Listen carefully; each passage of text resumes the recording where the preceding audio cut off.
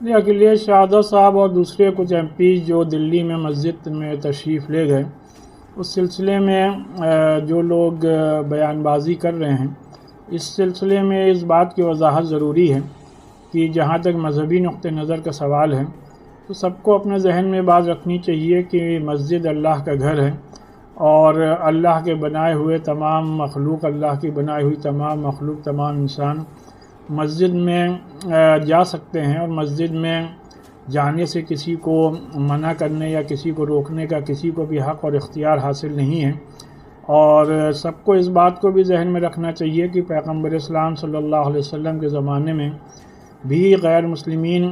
مسجد میں، مساجد میں گئے، اور حد یہ ہے کہ مسجد نبوی میں بھی تشریف لے گئے، اور آپ صلی اللہ علیہ وسلم نے مسجد میں بیٹھ کر کے ان لوگوں سے بات چیت کی، گفتگو کی۔ تو اس وجہ سے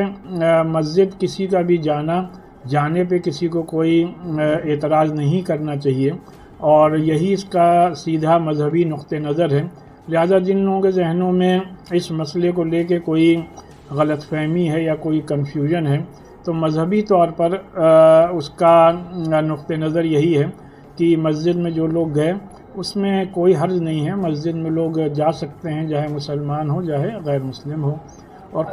جی جہاں بھی اس طرح کی بات کہی جاتی ہے، گنگا جمنا تہذیب کی بات کہی جاتی ہے، ہندو ہو، مسلم ہو، سکھ ہو یا عیسائی ہو، ہر جگہ جیسے مزاروں کی بات کہی جاتی ہے، چاہے ان کے گرودواروں کی بات کہی جاتی ہے، ہر جگہ پہ سیاسی لوگ پہنچتے بھی ہیں، اور کبھی کبھی یہ بھی ہوتا ہے کہ سر پہ رکھ کر کے ڈلیا لے کے جاتے ہیں یا چادر لے کے جاتے ہیں، کہیں نہ کہیں پہنچتے ہیں۔ تو خالی اس بات کو لے کر کے کیوں اندازہ لگایا جا سکتا ہے کہ اکھلیش یادو کسی مسجد میں بیٹھے ہیں، اس کو لے کر ٹپڑی کی جا رہی ہے؟ ایسے کیسے دیکھتے، کیا کہنا چاہیں گے؟ نہیں، دیکھیے،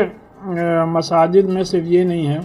کہ کوئی ایک نان مسلم گئے ہوں، بلکہ اگر آپ دیکھیں تو ملک کی آزادی کے دوران بڑی تعداد میں مساجد میں پوری میٹنگز ہوئیں، اس میں مسلمان اور نان مسلم سبھی لوگ شامل ہوئے، اور اپنے ملک کے بڑے سیاسی رہنما بھی اور حکومت میں بیٹھے ہوئے ذمہ داران بھی وقتاً فوقتاً مساجد میں جاتے رہیں، اور اس سے جانے سے ایک گنگا جمنی تہذیب کو فروغ ملتا ہے، کمن الحرمنی کو فروغ ملتا ہے، لوگ ایک دوسرے کے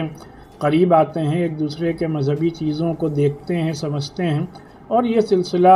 آگے بھی جاری رہنا چاہیے۔ اس وجہ سے جو لوگ اعتراض کر رہے ہیں، تو یہاں تک مذہبی نقطہ نظر کا سوال ہے، یہ اعتراضات